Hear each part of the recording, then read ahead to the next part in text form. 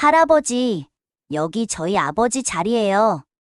갑작스럽게 들려온 어린 목소리에 나는 깜짝 놀라 뒤를 돌아봤습니다. 여기는 제 아들의 묘비였습니다. 10살쯤 되어 보이는 소년이 낡은 옷과 달아빠진 운동화를 신고 서 있었습니다. 그 눈빛이 낯설지 않았습니다. 순간 가슴이 철렁 내려앉았지요. 가을 바람이 차갑게 불던 오후 3시였습니다. 나는 국화꽃 한 다발을 손에 들고 서울 외곽 추모공원의 길목을 걷고 있었습니다. 회색 정장을 차려입고 있었지만 마음은 너무나 허전했습니다. 잠시 후 아들의 묘비 앞에 멈춰 섰습니다. 나는 무릎을 꿇고 국화꽃을 내려놓으며 떨리는 목소리로 중얼거렸습니다. 준호야, 아빠가 또 왔다. 벌써 3개월이구나. 아빠가 너무 늦었지. 바람이 불어와 흰 머리카락을 스쳤습니다. 나는 속으로 끊임없이 자책했습니다. 평생 일만 하다가 정작 중요한 건 다 놓쳐버렸구나. 내 마음도 너를 이해하려는 노력도 하지 못했어. 그런데 그 순간 앞서 들었던 소년의 목소리가 다시 들렸습니다. 나는 떨리는 목소리로 물었습니다. 너 누구냐? 소년은 맑은 눈빛으로 대답했습니다. 제 이름은 이건우예요. 그때 나는 알았습니다. 세상에 그 아이가 바로 내가 외면했던 며느리의 아들, 그리고 내 피를 이은 손자라는 사실을요. 안녕하세요. 방금 들으신 이야기가 제 인생을 완전히 바꾼 순간이었습니다. 사연을 들려드리기 전에 무료 구독과 좋아요로 함께 해주시면 큰 힘이 됩니다. 이렇게 소중한 이야기들을 나누며 만나뵐 수 있어서 정말 감사합니다. 저는 김인수 72세입니다. 40년간 식품회사를 일궈 대기업 총수가 된 사람이죠. 하지만 그 과정에서 가장 소중한 것들을 잃어버렸습니다. 오늘 여러분께 들려드릴 이야기는 늦었다고 생각했을 때 찾아온 기적 같은 변화에 관한 것입니다. 그런데 그날 그 아이를 만나기까지 우리에게는 놀라운 운명이 숨어 있었다는 걸 나중에야 알게 됐습니다. 제가 어떤 사람인지부터 말씀드려야겠어요. 1951년 경상북도의 작은 마을에서 태어났습니다. 집안은 너무나 가난해서 하루 한 끼 먹기도 힘들었어요. 겨울이면 연탄도 사지 못해온 가족이 한 방에서 몸을 맞대고 잤습니다.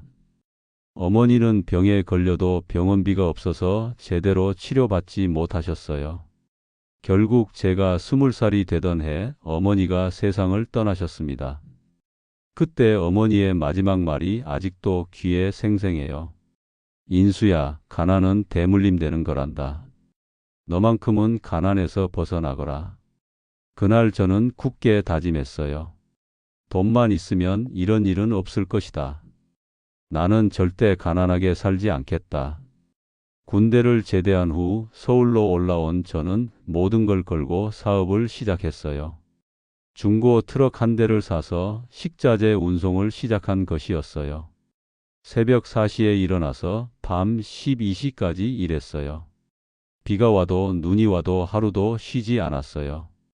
가난에서 벗어나야 한다는 생각 하나로 온몸이 부서져라 일했어요.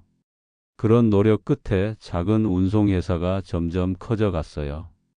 트럭 한 대가 10대가 되고 10대가 100대가 되었어요. 1990년대에는 중견식품회사로 성장했어요. 하지만 그 과정에서 잃어버린 것들이 너무 많았어요. 가정은 늘 뒷전이었어요. 아내가 첫 아이를 유산했을 때도 중요한 계약 때문에 병원에 가지 못했어요. 결국 둘째로 태어난 아들 준호만 무사히 키울 수 있었어요. 그런데 아내가 암에 걸렸어요. 여보, 내일 수술이에요. 곁에 있어 주세요. 아내의 간절한 부탁이었지만 저는 뿌리쳤어요. 당신도 이해해줘야지. 이 계약이 성사되면 우리 미래가 바뀐다고. 아내는 혼자서 수술을 받았어요. 그리고 혼자서 세상을 떠났어요. 장례식장에서도 저는 조문객들과 사업 이야기를 하고 있었어요.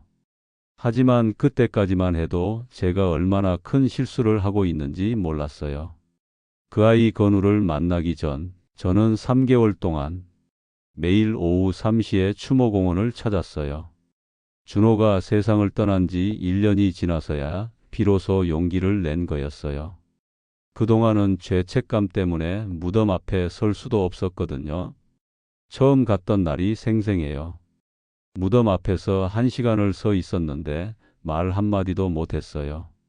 그냥 멍하니 서 있다가 돌아왔어요. 그런데 신기한 일이 벌어졌어요. 매일 같은 시간에 가는데 항상 작은 아이 하나가 눈에 띄었어요. 10살쯤 되어 보이는 아이가 혼자서 어떤 무덤 앞에 앉아 있었어요. 가끔 그림을 그리기도 하고 가끔은 혼자 중얼중얼 이야기하기도 했어요. 처음에는 그냥 저 아이도 참 안 됐구나 생각했어요. 이렇게 어린 나이에 누군가를 잃었나 보다 싶었거든요. 하지만 매일 보니 묘하게 마음이 쓰였어요. 아이가 너무 야위어 보였거든요. 옷도 항상 낡은 걸 입고 있었고 도시락도 초라했어요. 그런데 그 아이 표정은 항상 밝았어요. 무덤 앞에서도 환하게 웃으며 이야기하는 모습이 신기했어요. 저런 순수한 아이도 있구나 생각했어요. 가끔 아이가 그린 그림이 바람에 날려 제 앞으로 오기도 했어요. 아빠를 그린 그림이었어요. 정말 잘 그렸더라고요. 그럴 때마다 마음이 따뜻해졌어요. 그런데 정말 신기한 건 우리가 항상 비슷한 시간에 와서 비슷한 시간에 갔다는 거예요. 서로 말을 건넨 적은 없었지만 묘하게 의식하고 있었어요. 아이가 안 보이는 날이면 왠지 마음이 허전했고 아이가 있으면 괜히 안심이 됐어요. 지금 생각해보니 운명이 우리를 이끌고 있었던 것 같아요. 하지만 그때는 그 아이가 누구인지 어떤 사연을 가졌는지 전혀 몰랐어요. 그냥 같은 시간, 같은 공간에서 각자의 그리움을 달래고 있는 낯선 사람들이라고 생각했거든요. 그런데 그날 드디어 그 아이와 말을 하게 됐고 제 인생은 완전히 바뀌어 버렸어요. 그 이유를 알려면 제 아들 준호 이야기를 해드려야 해요. 아들 준호에 대한 제 사랑은 남달랐어요. 아내를 일찍 잃고 나서 준호가 제 전부였거든요. 하지만 그 사랑 방식이 잘못되었어요. 준호가 대학에 들어갔을 때부터 저는 그의 인생을 다 계획해 놓았어요. 너는 내 유일한 아들이다. 회사를 물려받아야 한다. 준호가 다른 꿈을 이야기하면 화를 내곤 했어요. 그런 소리 하지 마라. 돈 되는 일을 해야 한다. 그래서 준호는 제 뜻에 따라 경영학을 공부했고 회사에 들어왔어요. 하지만 아버지와 아들 사이는 점점 멀어져 갔어요. 그런 준호에게도 사랑이 찾아왔어요. 대학교 3학년 때 만난 간호학과 학생 이수진이었어요. 수진이는 어려운 집안 형편에도 늘 밝고 긍정적이었어요. 준호는 그런 수진이에게 깊이 빠져들었어요. 아버지, 제가 사랑하는 사람이 있어요. 준호가 조심스럽게 말했을 때 저는 단호하게 거절했어요. 간호사 출신이 무슨 며느리냐? 우리 집안 체면에 맞지 않아. 준호는 간절하게 부탁했어요. 아버지, 수진이는 정말 좋은 사람이에요. 한 번만 만나보세요. 안 된다고 했잖아. 그런 소리 다시 하지 마라. 저는 준호에게 다른 여자와의 결혼을 강요했어요. 바로 최하나였어요. 명문대 출신의 집안도 괜찮은 엘리트 여성이었어요. 이런 여자가 우리 집 며느리감이다. 준호는 결국 제 강요에 못 이겨 하나와 법적인 혼인신고를 했어요. 하지만 마음은 여전히 수진이에게 있었어요. 그 결과 준호는 이중생활을 시작해야 했어요. 겉으로는 하나의 남편, 실제로는 수진이를 사랑하는 남자였어요. 2014년에는 수진이가 아들까지 낳았어요. 바로 건우였어요. 준호는 아들을 보며 세상에서 가장 행복해했어요. 수진아, 우리 아들이 이렇게 예쁠 수가 없다. 하지만 저는 이 사실을 알고도 인정하지 않았어요. 체면이 더 중요했거든요.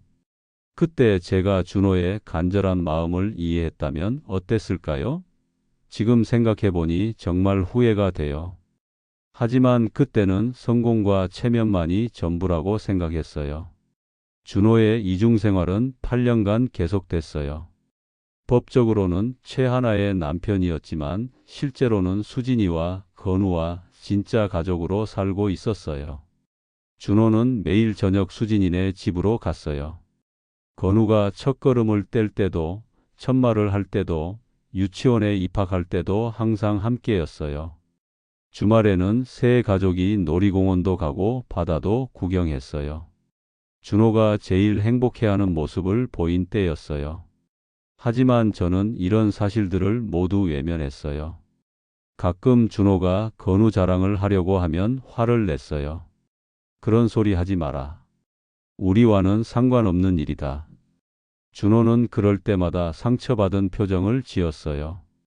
하지만 포기하지 않고 계속 말하려 했어요. 아버지, 건우가 그림을 정말 잘 그려요. 한번 보시면 감동받으실 거예요. 듣고 싶지 않다고 했잖아. 저는 준호의 말을 끝까지 듣지 않았어요.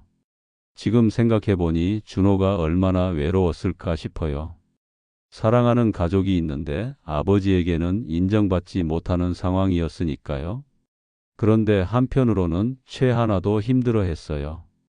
법적인 아내이긴 했지만 남편의 사랑을 받지 못했거든요. 하나는 8년 동안 준호의 사랑을 받으려고 온갖 노력을 했어요. 예쁘게 꾸미고 맛있는 음식도 해주고 남편이 좋아할 만한 일들을 다 해봤어요. 하지만 준호의 마음은 돌아오지 않았어요. 준호는 집에 들어와도 항상 딴 생각을 하고 있었어요. 핸드폰으로는 계속 다른 사람과 연락하고 있었고요. 하나도 알고 있었어요.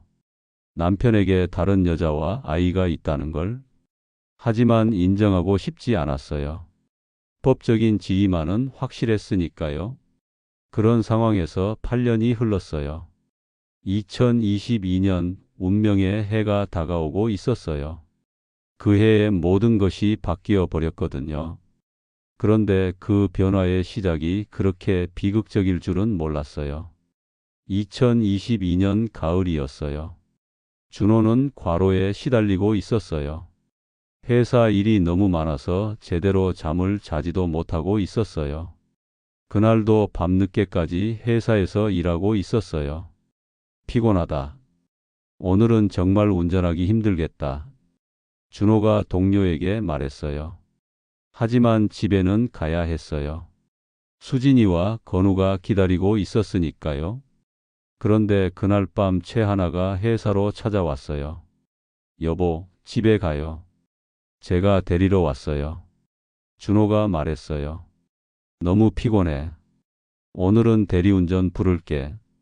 하지만 하나가 반대했어요. 무슨 소리예요? 집이 얼마나 가깝다고. 빨리 운전해요. 동료들도 걱정했어요. 부장님, 정말 위험해 보이는데 대리운전 부르세요. 그런데 하나는 끝까지 고집했어요. 괜찮아요. 조심히 가면 되죠. 결국 준호는 어쩔 수 없이 운전대를 잡았어요. 그리고 그날 밤 졸음운전으로 인한 교통사고가 일어났어요. 44세의 나이에 너무나 허무하게 세상을 떠났어요. 새벽 3시에 걸려온 전화를 받았을 때 믿을 수가 없었어요. 회장님, 준호 부장님이 교통사고로. 그 순간 제 세상이 무너졌어요. 병원으로 달려갔지만 이미 늦었어요. 준호는 차가운 시신이 되어 있었어요. 장례식은 하나 주도로 치러졌어요. 법적인 아내였으니까요. 그런데 장례식장에서 처음 본 사람들이 있었어요. 30대 후반으로 보이는 여성과 8살쯤 된 남자아이였어요. 여자는 간호사 복장을 하고 있었고 아이는 준호와 너무나 닮아 있었어요. 두 사람은 장례식장 구석에서 조용히 울고 있었어요. 그때 직감했어요. 저들이 수진이와 건우구나. 하지만 저는 다가가지 못했어요. 어떤 말을 해야 할지 몰랐거든요. 수진이는 8살 건우의 손을 꼭 잡고 속삭였어요. 아빠가 하늘나라로 가셨단다. 건우는 아직 어려서 상황을 제대로 이해하지 못했어요. 아빠 언제 돌아와요? 그 말에 수진이의 눈에서 눈물이 쏟아졌어요. 그 모습을 보는 제 마음도 너무 아팠어요. 하지만 여전히 다가가지는 못했어요. 그날이 제 인생 최대의 후회로 남았어요. 준호가 세상을 떠난 후 이상한 일들이 벌어지기 시작했어요. 먼저 최하나의 행동이 수상했어요. 장례를 치르는 동안에도 슬퍼하는 기색이 별로 없었어요. 오히려 무덤덤하고 차분했어요. 그리고 장례가 끝나자마자 상속 절차를 서두르기 시작했어요. 아버님, 서류 정리 빨리 해야 해요. 법적 절차가 복잡하거든요. 하나가 준비한 서류들을 보니 모든 재산이 자신 앞으로 되어 있었어요. 아파트, 예금, 주식, 보험금까지 모든 것이었어요. 이건 좀 이상한데? 준호가 유언장 같은 건 남기지 않았나? 제가 물어보니 하나가 단호하게 대답했어요. 그런 건 없었어요. 법적으로 제가 모든 권리를 갖고 있어요. 그리고 며칠 후 더 이상한 일이 벌어졌어요. 준호 회사 동료들이 수군거리기 시작한 거예요. 부장님 책상에서 봉투 하나를 하나 씨가 급하게 가져갔다더라. 혹시 유언장 같은 건 아니었을까? 사람들의 이야기를 들어보니 뭔가 숨겨진 게 있는 것 같았어요. 그리고 보험금 문제도 이상했어요. 준호가 죽기 몇 달 전에 갑자기 그에게 생명보험에 가입했다는 거예요. 10억 원짜리 보험이었어요. 준호가 왜 갑자기 보험에 가입했을까? 보험회사에서 조사해보니 하나가 계속 가입을 권유했다는 사실이 밝혀졌어요. 여보, 우리 미래를 위해서 보험에 가입해요. 준호는 처음에는 거부했어요. 왜 갑자기 보험 얘기를 해? 불길한 소리 하지 마. 하지만 하나는 계속 설득했어요. 만에 하나를 대비해서요. 요즘 사고가 많잖아요. 결국 준호는 어쩔 수 없이 보험에 가입했어요. 수익자는 당연히 하나였어요. 그리고 그 몇 달 후 교통사고가 일어났어요. 너무 우연의 일치가 많았어요. 하나의 행동, 유언장 은닉 의혹, 거액 보험 가입 강요. 모든 게 계획적으로 보였어요. 하지만 아직 확실한 증거는 없었어요. 그냥 의심만 있을 뿐이었어요. 그런데 그 의심들이 나중에 모두 사실로 드러났어요. 준호가 세상을 떠나고 1년이 지났어요. 그동안 저는 죄책감 때문에 무덤에 가지 못했어요. 아들을 이해하지 못했던 후에 수진이와 건우를 인정하지 않았던 미안함이 너무 컸거든요. 하지만 일주기가 되면서 더 이상 미룰 수 없었어요. 용기를 내어 추모공원을 찾기 시작했어요. 처음 간 날이 생생해요. 오후 3시쯤이었어요. 무덤 앞에 서는데 눈물이 계속 나왔어요. 할 말이 너무 많았는데 정작 입이 떨어지지 않았어요. 그냥 1시간 정도 서 있다가 돌아왔어요. 그런데 신기하게도 다음 날 똑같은 시간에 발길이 향했어요. 그리고 그 다음 날도, 그 다음 날도. 어느새 매일 오후 3시에 추모공원을 찾는 게 일상이 되었어요. 그런데 며칠 지나니 눈에 띄는 게 있었어요. 항상 같은 시간에 오는 작은 아이 하나가 있었어요. 10살쯤 되어 보이는 남자아이였어요. 아이는 항상 혼자였어요. 어떤 무덤 앞에 앉아서 그림을 그리기도 하고 혼자서 중얼중얼 이야기하기도 했어요. 처음에는 그냥 저 아이도 누군가를 잃었나 보다 생각했어요. 하지만 매일 보니까 묘하게 관심이 갔어요. 아이가 너무 야위어 보였거든요. 옷도 항상 낡고 신발도 닳아 있었어요. 그런데도 표정은 항상 밝았어요. 무덤 앞에서도 환하게 웃으며 이야기하는 모습이 인상적이었어요. 가끔 아이가 그린 그림이 바람에 날려서 제 앞으로 오기도 했어요. 아빠를 그린 그림들이었어요. 정말 잘 그렸더라고요. 특히 아빠의 눈빛을 섬세하게 표현했어요. 그럴 때마다 마음이 따뜻해졌어요. 저런 순수한 아이가 있구나 싶었거든요. 그런데 정말 신기한 건 우리가 거의 같은 패턴으로 움직인다는 거였어요. 3시에 와서 4시쯤 가는 것도 비슷했고, 비 오는 날에는 둘 다 안 오기도 했어요. 서로 말을 건넨 적은 없었지만 묘하게 의식하고 있었어요. 아이가 안 보이는 날이면 오늘은 왜 안 왔을까 걱정되기도 했고, 아이가 있으면 괜히 마음이 놓였어요. 3개월 동안 그렇게 같은 시간, 같은 공간에서 각자의 그리움을 달랬어요. 지금 생각해보니 운명이 우리를 서로에게 익숙하게 만들고 있었던 것 같아요. 그 3개월 동안 저는 그 아이 건우를 자꾸 관찰하게 됐어요. 정말 특별한 아이였거든요. 매일 아버지 무덤 앞에서 그림을 그렸는데 그 그림들이 정말 훌륭했어요. 8살 나이에 그런 그림을 그릴 수 있다는 게 신기했어요. 그림 속 아버지는 항상 웃고 있었어요. 건우가 그리는 아빠는 세상에서 가장 자상하고 따뜻한 사람이었어요. 가끔 아이가 무덤 앞에서 혼자 이야기하는 소리가 들렸어요. 아빠, 오늘 학교에서 칭찬받았어요. 그림 시간에 1등 했거든요. 아빠, 엄마가 너무 힘들어해요. 어떻게 해야 할까요? 아빠, 저도 아빠처럼 멋진 사람이 될 수 있을까요? 그런 순수한 대화를 들을 때마다 가슴이 뭉클했어요. 아이의 목소리에는 아빠에 대한 그리움과 사랑이 가득했어요. 그런데 한편으로는 안쓰럽기도 했어요. 이렇게 어린아이가 아버지 없이 살아야 한다는 게 얼마나 힘들까 싶었거든요. 아이의 옷차림을 보면 집안 형편이 어렵다는 걸 알 수 있었어요. 낡은 교복, 달아빠진 운동화, 때로는 구멍난 양말까지. 하지만 아이는 그런 걸 전혀 신경 쓰지 않는 것 같았어요. 항상 밝고 긍정적이었거든요. 도시락도 초라했어요. 김치와 밥, 가끔 계란 하나 정도가 전부였어요. 그런데도 아이는 맛있게 먹었어요. 아빠, 엄마가 만든 도시락이에요. 정말 맛있어요. 그런 모습을 볼 때마다 마음이 아팠어요. 저런 순수한 아이가 이런 어려움을 겪어야 하나 싶었거든요. 그리고 아이의 효심도 대단했어요. 아빠, 엄마 대신 제가 열심히 할게요. 걱정하지 마세요. 엄마가 밤에 일하러 가시는데 너무 힘들어 보여요. 제가 빨리 자라서 도와드릴게요. 8살 아이가 할 말이 아니었어요. 너무 일찍 철이 들어버린 것 같아서 안쓰러웠어요.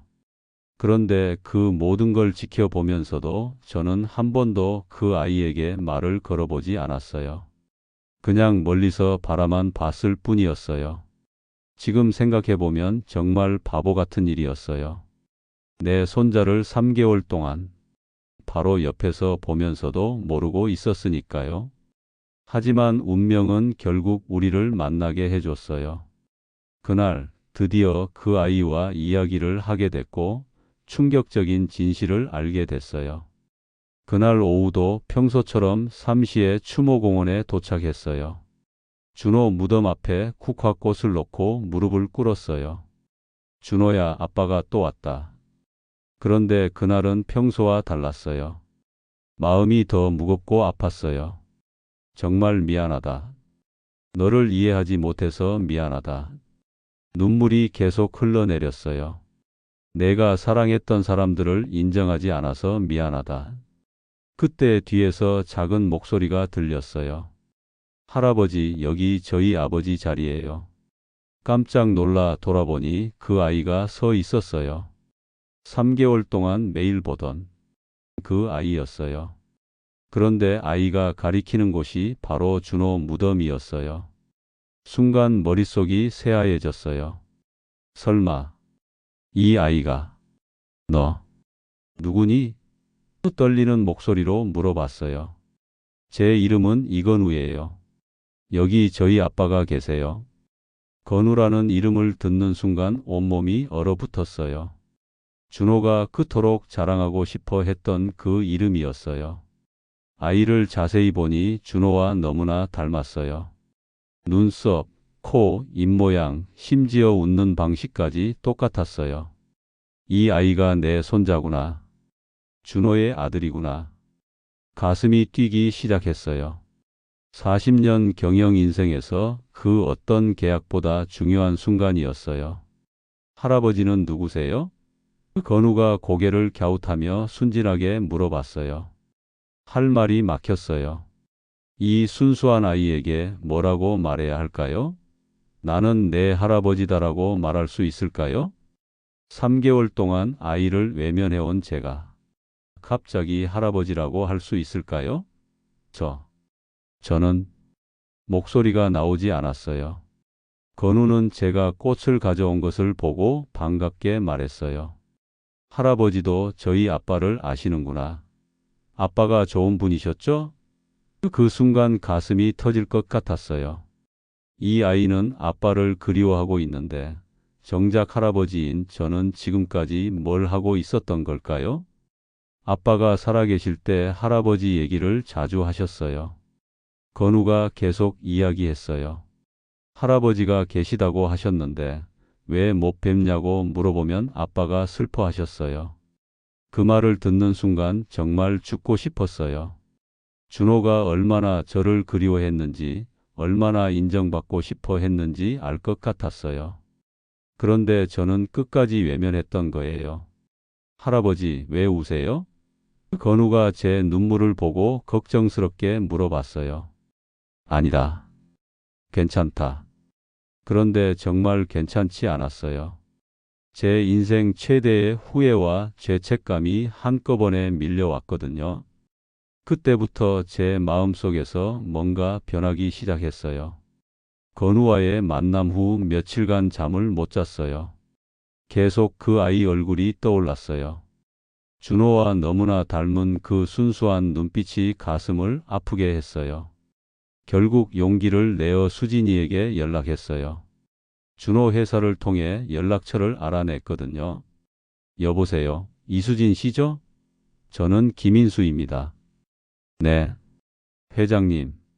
수진이의 목소리는 차가웠어요. 한번 만날 수 있을까요? 중요한 이야기가 있어서요. 침묵이 흘렀어요. 한참 후에야 수진이가 대답했어요. 무슨 일이세요? 건우. 건우 때문입니다. 제 손자를 만나고 싶어서요. 또 다시 침묵. 그리고 차가운 대답이 돌아왔어요. 죄송하지만 만날 필요 없을 것 같아요. 제발 한 번만. 건우는 회장님과 상관없는 아이예요. 지금까지 그랬듯이 앞으로도 그럴 거예요. 수진 씨, 제가 잘못했어요. 하지만 이제라도 늦었어요. 수진이의 목소리에는 8년간 쌓인 원망이 가득했어요. 준호가 살아있을 때는 한 번도 인정하지 않으시더니 죽고 나서야 찾으시는 건가요? 할 말이 없었어요. 사실이니까요. 준호가 얼마나 회장님 인정을 받고 싶어 했는지 아세요? 수진이의 목소리가 떨렸어요. 건우가 태어났을 때도, 첫걸음을 뗄 때도, 유치원에 입학했을 때도 항상 할아버지께 보여드리고 싶다고 말했어요. 가슴이 찢어지는 것 같았어요. 하지만 회장님은 우리를 인정하지 않으셨죠. 체면이 더 중요하셨으니까. 미안합니다. 정말 미안해요. 미안하다고 해서 달라지는 건 없어요. 저희는 지금까지처럼 살 거예요. 건우도 할아버지 없이 잘 자랄 거예요. 제발 기회를 주세요. 이제라도. 안 됩니다. 더 이상 상처받고 싶지 않아요. 건우도 상처받게 하고 싶지 않고요. 전화가 끊어졌어요. 수진이의 차가운 거절에 절망감이 밀려왔어요. 하지만 포기할 수는 없었어요. 제가 저지른 실수를 바로잡고 싶었거든요. 준호의 마지막 부탁을 이루어주고 싶었어요. 그런데 어떻게 해야 할지 막막했어요. 8년간 쌓인 원망을 어떻게 풀어야 할까요? 수진이와 통화한 다음 날 최하나가 제게 찾아왔어요. 평소보다 더 단정한 차림새였는데 눈빛에는 차가운 기운이 서려 있었어요. 아버님, 어제 이상한 소식을 들었어요. 무슨 소식? 그 여자와 아이를 찾으시겠다고요? 하나의 목소리가 날카로워졌어요. 하나야, 그들은 준호의 가족이었어. 내 손자고. 손자라니요? 하나가 비웃듯 말했어요. 호적에도 없는 아이를 손자라고 부르시는 건가요? 서류가 뭐가 중요해? 핏줄이 더 중요하지. 하나의 표정이 차갑게 굳어졌어요.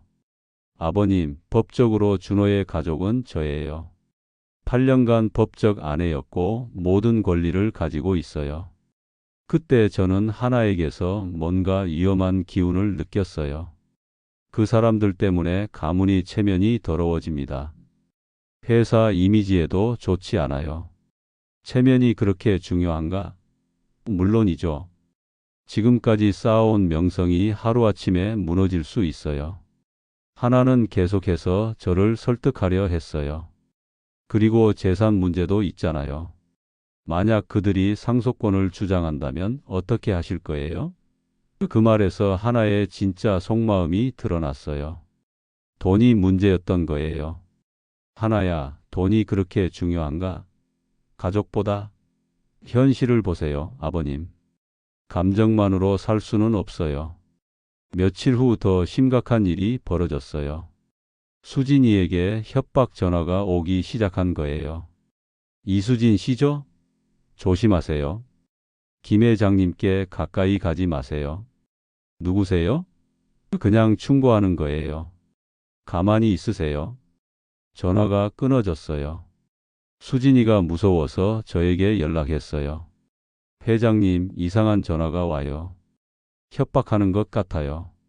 즉시 경찰에 신고했어요. 조사 결과 하나가 사람을 시켜서 협박했다는 게 밝혀졌어요.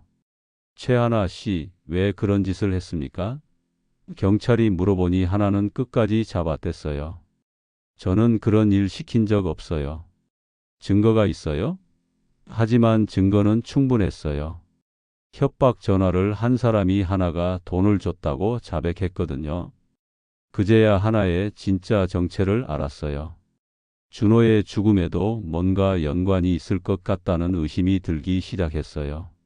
하나의 방해에도 불구하고 저는 포기하지 않았어요. 매일 추모공원에서 건우를 만났어요.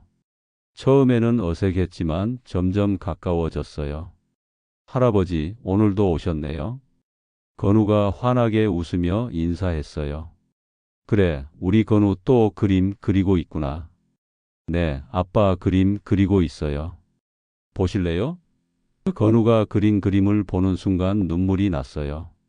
정말 잘 그렸더라고요. 특히 준호의 따뜻한 눈빛을 그대로 표현했어요. 정말 잘 그렸다. 아빠를 많이 사랑하는구나. 네, 아빠가 세상에서 제일 좋아요. 근데 할아버지도 좋아요. 그 말에 가슴이 뜨거워졌어요. 이 순수한 아이가 저를 좋아한다고 하니까요. 건우야, 할아버지가 사탕 사줄까? 정말요? 고마워요, 할아버지. 함께 추모공원 근처 슈퍼에 갔어요. 건우가 사탕을 고르는 모습이 너무 예뻤어요. 할아버지, 엄마 것도 사주세요. 엄마가 딸기 사탕 좋아하거든요. 8살 아이가 엄마를 먼저 생각하다니. 효심이 대단했어요. 물론이지. 엄마 거 많이 사자. 그날부터 매일 작은 선물들을 사줬어요. 연필, 그림책, 과자, 우유 등등. 건우는 항상 고마워했어요. 할아버지, 너무 많이 사주시면 안 돼요. 엄마가 걱정하실 거예요. 괜찮다. 할아버지가 사주고 싶어서 사주는 거야. 그럼 고맙게 받을게요. 엄마께도 잘 전해드릴게요. 점점 건우와 가까워질수록 준호에 대한 그리움도 커졌어요. 이 아이를 통해 준호의 모습을 보는 것 같았거든요. 건우야, 아빠가 어떤 분이셨는지 얘기해 줄래? 아빠는 정말 좋은 분이었어요. 항상 저랑 놀아주시고 그림도 가르쳐 주셨어요. 아빠가 할아버지 얘기도 했니? 네, 가끔 하셨어요. 할아버지가 계시는데 만날 수 없다고 슬퍼하셨어요. 그 말을 들으니 또 가슴이 아팠어요. 준호가 얼마나 저를 그리워했는지 알 것 같았어요. 할아버지, 이제 우리가 친구가 된 거죠? 친구? 네, 매일 만나서 이야기하니까 친구 같아요. 8살 아이가 72살 할아버지를 친구라고 하다니 너무 귀여웠어요. 그래, 우리 친구하자. 그렇게 한 달이 지났어요. 건우와의 시간은 제 인생에서 가장 행복한 시간이었어요. 이 아이를 통해 진정한 가족의 의미를 깨닫기 시작했어요. 드디어 최하나의 범죄가 밝혀지는 날이 왔어요. 준호 회사 동료들의 증언과 보험회사 조사, 그리고 결정적으로 준호가 친구에게 맡겨둔 진짜 유언장이 발견된 거예요. 준호의 대학 동기 박철민이 저에게 연락했어요. 회장님, 준호가 저에게 맡긴 게 있어요. 뭘 맡겼다고? 유언장이요. 만약 자신에게 무슨 일이 생기면 회장님께 전해달라고 했어요. 그 유언장을 받아본 순간 온몸이 떨렸어요. 준호의 글씨로 이렇게 적혀 있었어요. 모든 재산을 이수진과 이건우에게 상속합니다. 그리고 아버지께 간곡히 부탁드립니다. 제가 죽으면 수진이와 건우를 지켜주세요. 이 두 사람이 제 전부입니다. 아버지, 늦었지만 이제라도 가족이 되어주세요. 눈물이 쏟아졌어요. 준호의 마지막 부탁이었어요. 그리고 마지막 줄에는 섬뜩한 내용이 있었어요. 혹시 제가 의문사한다면 최하나를 조사해 주세요. 요즘 이상한 행동을 많이 합니다. 즉시 경찰에 신고했어요. 수사 결과 충격적인 사실들이 드러났어요. 하나가 주식 투자와 사업 실패로 5억 원의 빚을 지고 있었어요. 그래서 준호에게 거액 보험 가입을 강요했던 거예요. 그리고 준호가 죽던 날 밤 피곤하다고 대리운전을 부르려던 준호를 억지로 운전하게 만들었어요. 회사 CCTV에도 다 찍혀 있었어요. 여보, 빨리 가요. 뭘 그렇게 망설여요? 하나가 차 열쇠를 준호 손에 억지로 쥐어주는 모습까지 선명했어요. 그리고 장례식장에서 진짜 유언장을 몰래 가져간 것도 들통났어요. 여러 사람이 목격했거든요. 최하나 씨, 모든 게 다 드러났습니다. 이제 인정하세요. 검사가 말하자 하나는 끝까지 잡아댔어요. 저는 잘못한 게 없어요. 남편을 사랑했을 뿐이에요. 사랑이라고요? 검사가 비웃었어요. 5억 원 빚 때문에 남편을 죽음으로 몰아넣은 게 사랑입니까? 결국 하나는 유언장 은닉, 보험 사기, 미수, 협박교사 혐의로 징역 5년을 선고받았어요. 재판장에서 마지막까지 악을 쓰며 끌려갔어요. 이건 억울해요. 저는 피해자예요. 하지만 아무도 동정하지 않았어요. 진실이 모두 밝혀진 순간이었어요. 하나의 범죄가 밝혀지고 진짜 유언장이 공개되면서 모든 게 달라졌어요. 수진이도 마음의 문을 조금씩 열기 시작했어요. 회장님, 그동안 너무 매정하게 굴었나요? 아니에요. 당연한 반응이었어요. 잘못한 건 저니까요. 수진이와 건우를 저희 집으로 초대했어요. 처음에는 어색했지만 건우가 분위기를 풀어줬어요. 할아버지, 집이 정말 크네요. 이제 너희 집이기도 해. 정말요? 와, 신난다. 건우의 순수한 기쁨을 보니 마음이 따뜻해졌어요. 호적 정리도 마쳤어요. 건우의 성을 김건우로 바꾸고 정식으로 호적에 올렸어요. 수진이도 준호와 혼인신고는 못했지만 사실혼 관계로 인정받았어요. 할아버지, 이제 저도 진짜 할아버지 손자가 된 거예요? 그럼 처음부터 내 자랑스러운 손자였어. 건우를 좋은 학교로 전학시키고 그림을 더 잘 배울 수 있도록 미술 학원도 보냈어요. 수진이는 간호사 일을 그만두고 제가 운영하는 복지재단에서 일하게 됐어요. 회장님, 이렇게까지 해주시면 안 돼요. 가족인데 뭘. 그리고 이제 아버님이라고 불러요. 네, 아버님. 처음 아버님이라고 부를 때 수진이도 울고 저도 울었어요. 그렇게 3년이 흘렀어요. 건우는 11살이 되어 더욱 씩씩하게 자랐어요. 그림 실력도 놀랄 만큼 늘었어요. 할아버지, 제가 그린 가족 그림이에요. 건우가 보여준 그림에는 할아버지, 엄마, 그리고 자신이 손을 잡고 웃고 있었어요. 그 옆에는 하늘에서 내려다보는 아빠도 그려져 있었어요. 정말 잘 그렸다. 우리가 진짜 가족이구나. 네, 이제 정말 행복해요. 회사 경영도 많이 바뀌었어요. 이제는 돈보다 사람이 우선이에요. 직원들 복지를 늘리고 가족과 함께 하는 시간을 중요하게 생각해요. 회장님, 요즘 많이 바뀌셨네요. 임원들이 말해요. 사람이 우선이야. 돈은 나중에 따라오는 거고. 75세가 된 지금 저는 진정한 행복이 뭔지 알 것 같아요. 건우와 함께하는 시간, 수진이와 나누는 대화, 그런 평범한 일상이 최고의 행복이에요. 안녕하세요, 여러분. 김인수입니다. 지금까지 제 이야기를 끝까지 들어주셔서 정말 고맙습니다.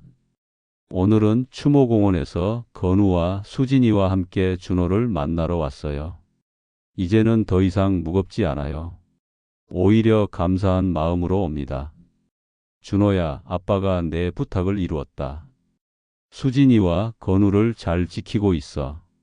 우리 이제 진짜 가족이 됐다. 건우가 아빠 무덤 앞에서 그림을 그리고 있어요.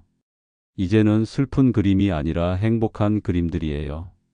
가족이 함께 웃고 있는 그림, 할아버지와 손잡고 놀이공원 가는 그림, 모두 밝고 따뜻한 그림들이에요. 할아버지, 아빠도 우리가 행복한 모습 보시고 좋아하실 거예요. 그럼 아빠가 제일 원하시는 일이야. 수진이도 이제는 편안한 표정이에요.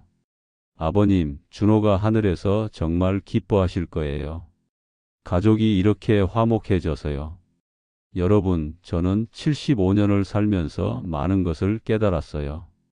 진정한 성공은 돈이나 명예가 아니라 사랑받는 것이라는 걸 말이에요.